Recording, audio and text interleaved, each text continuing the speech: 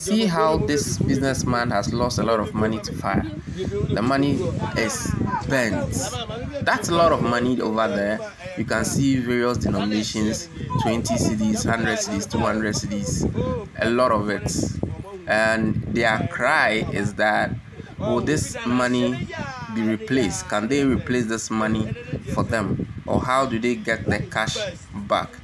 Right, so this is the property of the country or Ghana, and therefore there are international policies that guides bent cash.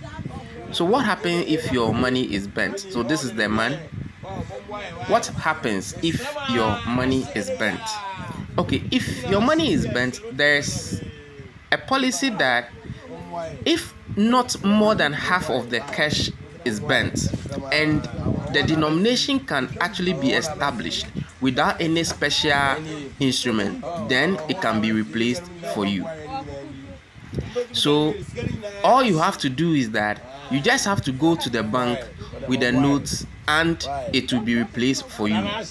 In Ghana, mostly before you even go to the bank, you will be asked to take a plain sheet of paper and then use it to replace the lost or the damaged parts. And since the denomination can already be determined, they'll just make the changes for you. Any bank in Ghana will do that for you.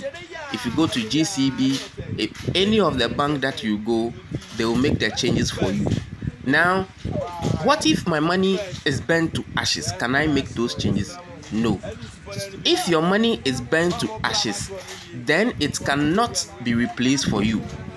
You cannot send the ashes to the bank that, okay, this was my money and it is worth this amount of millions, but then it's burned into ashes, so I want you to make the change or swap for me. It is not done so.